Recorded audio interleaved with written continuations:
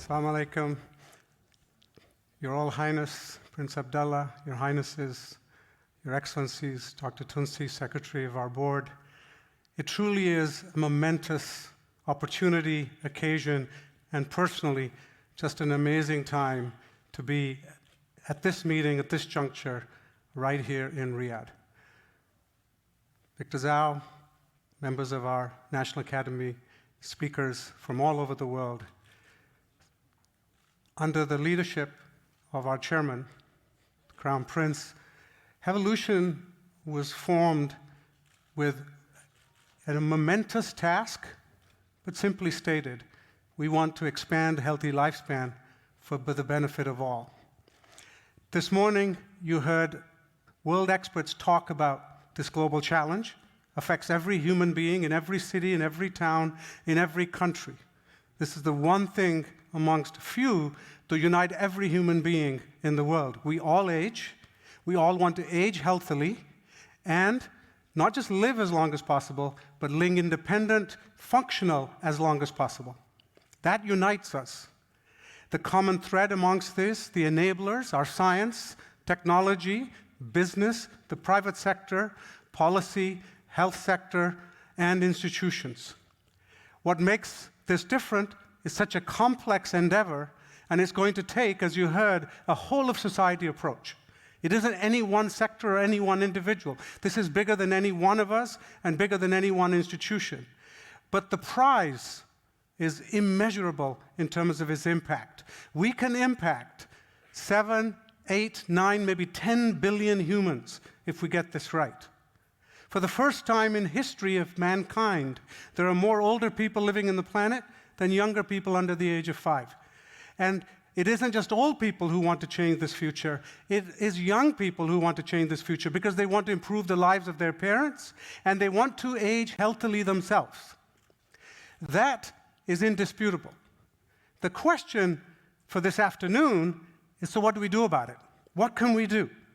And with the vision with which Hevolution was created and the vision under President Victor Zhao's initiative at the National Academy to launch a global roadmap, this is an opportunity to bring that global thinking together under this one initiative, and today is a launch of this initiative for not only the kingdom, for the region, and as I'll mention in a minute, for the world.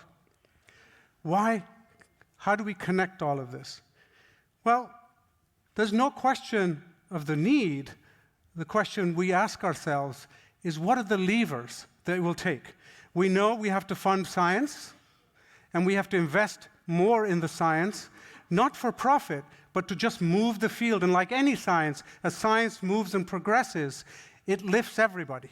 And that has been the history of technology in mankind, if done in an ethical, democratized way, and that has been the vision of Hevolution. How to bring ethical technology to the world in an ethical manner, which is inclusive.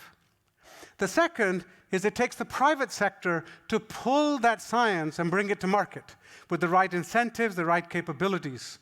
And we need to bridge the two. The third, and probably the most important, is human capital.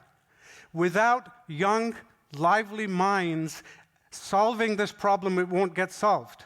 And as you heard Dr. Linda Free talk about today, the value of intergenerational engagement is the wisdom of the older generation combined with the innovation and energy of a young generation working together creates intergenerational solutions. It isn't going to be one or the other, and both benefit. However, there isn't just one solution that fits all. We as humans vary genetically, biologically, culturally, ecologically, and what we have to find is solutions where appropriate that can be scaled across, and where relevant, that are relevant to us as individual humans and are relevant culturally. For example, institutional care in some cultures may well be relevant in one community, but may not be relevant in another community. In this part of the world, institutional care for parents is not part of the culture. We have to find alternative solutions. The really exciting opportunity for the kingdom and for the GCC is it takes a few enablers where this is unique as an opportunity. It takes visionary leadership and the political will to actually bring about change. It takes investment in capital. It takes young talent, which is well-educated with enough of a critical mass. It takes institutions, not only educational, academic, and research institutions, but a vibrant private sector. And ultimately, the will to bring all of these under one roof and a market that is large enough to actually test and implement those solutions. The Kingdom of Saudi Arabia is one of the few countries that brings all those capabilities together at one time at this point in history. The output of this, if done right, can actually be not only to benefit the kingdom, to benefit the region, but many of these innovations that will leapfrog historically other alternative ways would be to scale those up and actually not only gain and learn from the rest of the world, but contribute to the knowledge from here to the rest of the world. This is a two-directional knowledge transfer. Historically, in recent history, we've been absorbing knowledge. This is a chance in a very unique time in history where knowledge is flowing now in both directions in so many ways. And let me leave you with the thought that there couldn't be a more opportune time when all of this has come together. I couldn't be more excited and delighted to have the opportunity and the privilege and the responsibility granted to me by my board and our chairman to be CEO of Hevolution, to act as a catalyst to enable all of this happen. Our way of working is as a partner. We don't directly do anything ourselves. We bring partners together, entrepreneurs, scientists, policymakers, ethicists, investors, biotechnologists, all convening with one goal in mind. How do we get mankind to live healthier, longer, for the benefit of all? And with that, I will ask Your Royal Highness to please show us a video that launches this roadmap for the region.